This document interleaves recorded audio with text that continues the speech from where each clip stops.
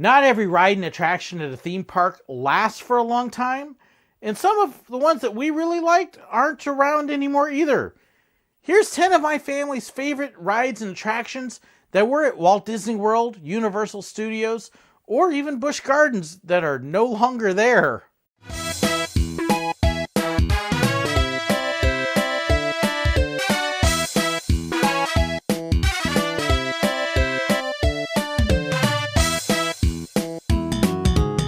Theme parks are constantly changing and evolving, and things that people loved at one point in time, they don't necessarily enjoy years down the road. And what may have worked well doesn't anymore. And sometimes rides and attractions just plain don't work well at all.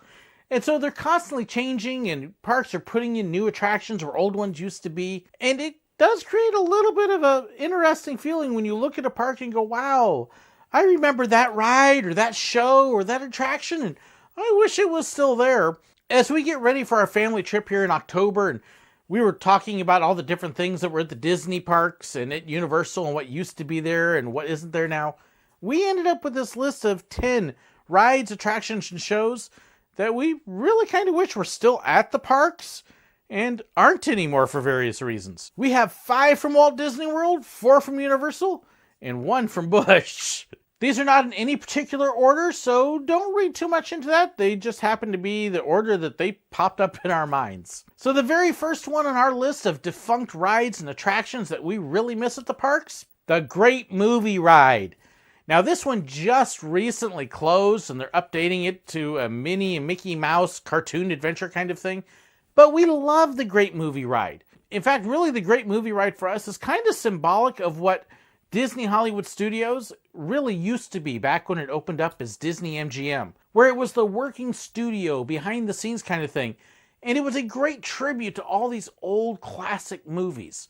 Really, part of the reason we miss Great Movie Ride is also because we kind of miss what the park used to be and is gradually turning away from and changing and not being anymore. Part of the Great Movie Ride being lost, well, they're also losing some of the street performers, the Hollywood Streetmosphere, and various other behind-the-scenes attractions like the tram tour and the sound studio and other things like that.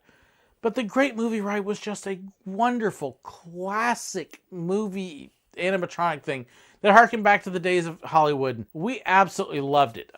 Honestly, when I think about Hollywood Studios, it's one of the rides I think of most, and it's gone now. Wish they hadn't changed that one. The replacement better be good, but it's still not going to be the same. The next one that came up on our list was actually a ride that we never rode at Walt Disney World. But we did ride it out at California, and you can still see signs of the old one at Walt Disney World. That's Mr. Toad's Great Adventure.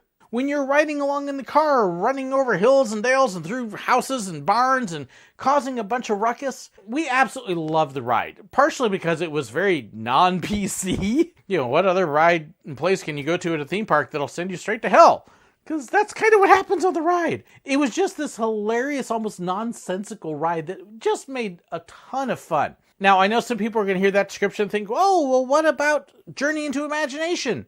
The original version. Well, I really never got to experience that in any form. So I kind of missed that one, but I can't comment much on it. But you can find signs of Mr. Toad still at Magic Kingdom in Florida. You've actually got the statue up in the pet cemetery over by the Haunted Mansion, as well as a picture of Mr. Toad handing the deed to the house to Owl in the ride. So there are still some signs of it. I wish it had been there when we moved there because I just love the ride. It's been replaced by Winnie the Pooh, and a lot of people love Pooh, and so I understand the replacement in this case, but that doesn't mean I won't miss it. For the next one, we're going to jump all the way over to Universal Studios in Orlando, and that is Dueling Dragons. Dueling Dragons may have actually been my favorite coaster in the Orlando, Florida area. Just an incredible ride. It's 2 roller coasters that were built intertwining by B&M, and just an incredible theme, an incredible story. Even the queue was awesome. You're walking through this castle with all these knights that had tried to fight the dragons and lost, and some got burned with kind of funny little sayings that went along with what happened to them. Others you could see were kind of frozen and didn't have too much success against the dragons. Just a great storyline that went with it. Incredible theming. When they brought Harry Potter in, They changed the storyline to it, so instead of being Dueling Dragons, it was now Dragon Challenge. And then they decided that they're going to close it up, and they're leveled now. We don't know what's going in except more Harry Potter stuff. Possibly my favorite coaster in all of Florida. Really sad. This is one that we still think about when we were talking about going to Universal later on this year, and just, wow, I'm still kind of mad about that being gone. Oh, loved that ride. That may be one of my favorites on this list that is no longer around. Another one, also from Universal Studios, and also replaced by Harry Potter, but this time over at Universal Studios itself instead of Islands of Adventure, is Jaws. This is a classic Universal ride. I can actually remember riding the behind-the-scenes tram tour over in Hollywood. The Jaws coming up at the tram and that being part of the tour and how cool that was, even though it totally looked fake. At Universal in Florida, you actually hop onto a boat and you cruise around Amityville and get attacked by this crazy shark that can't die no matter what you do. And Skippers had a ton of fun. It was just a neat, fun ride. It was a great tribute. And honestly, I thought the ridership was still pretty good up there. My biggest regret of this ride is I didn't take any photos of it. I don't know why. As many pictures as I take, I don't know why I didn't take any of this. I'm really kicking myself now since it's gone. The replacement for it is absolutely incredible. I don't begrudge Universal for replacing it. It's beyond belief fantastic what they put in there. But I wish that there had been a way to keep Jaws as well.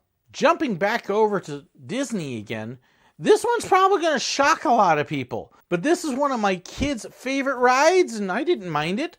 Even though a lot of people hated it. That was Stitch's Great Escape. Originally opening as Alien Encounter, which was a little too intense for Magic Kingdom. My kids loved Stitch's Great Escape. They loved the fact that Stitch was on there. They loved the fact that he was going crazy and it was fun. And yes, they even liked the chili dog smell. Okay, that was a little much for me. They had a ton of fun. When they heard that it was closed, let's just say my kids got mad. Okay, they're 22 and 23 years old. They're not young, but man, they like that ride, and here we are going back, and it's not going to be there. They're not real happy about this. Again, I completely understand why they closed it. There's nothing there yet. Hopefully they'll put something decent in. It was amazing how much my kids love this silly little thing, so there's the shocker for you. Another one back over at Universal again. Back to the Future. Okay, maybe this is because I'm an 80s kid and Back to the Future is really totally 80s, but I really enjoyed Back to the Future. Even though it was showing its age at the end, it was still really kind of a hearkening back to my childhood. It was fun, it was neat. Yeah, it was a little on the rough side. Just really enjoyed the ride. They still have a couple things at Universal Studios that kind of pay tribute. There's the old train engine, and Doc comes out and meets people occasionally. But the ride was cool. And then personally, I really don't like the replacement. Okay, this is going to mark me for some of you, but I am not a Simpsons fan. I have never been a Simpsons fan. Never really liked the show. Don't care for the characters. And to turn the whole thing into the Simpsons deal took it from something that I loved and a property I loved and went to something that I'm just like, bleh. So, no, not a good replacement for me at all. Walking around there last January, I was just looking at that going, wow, how sad. No interest. Never mind. Skip it. And I miss Back to the Future.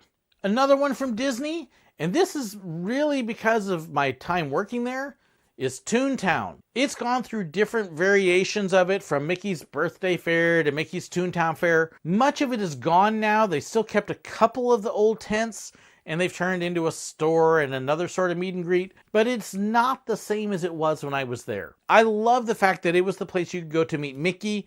It was the place you could go to meet the princesses. They had other meet and greets there.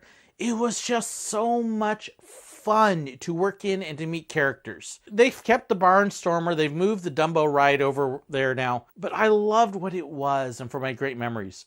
Now, I'm not going to go on with a huge amount of stories there. If you really want to know why I love Toontown, hey, check out a couple of my other videos about Toontown. I'll link them in the description below. Do you have good memories of Toontown? I'd love to hear it. Do you prefer what's there now? I'd like to hear that too. Hey, leave it in the comments below. But for me, it was a fantastic place to work. Probably my favorite place to actually work with characters at Disney. And yeah, I'm still missing it. Jumping once more back over to Universal, this one may surprise people a little bit, is Earthquake. I loved the Earthquake experience. It gave you a behind the scenes look at how they made some of the movie things, and they'd show you a nice couple little props and setups before you actually got onto the ride. The Earthquake ride for me was amazing in how accurate it was in some things. Having grown up near the San Francisco Bay Area, it was amazing how much it looked like a BART train.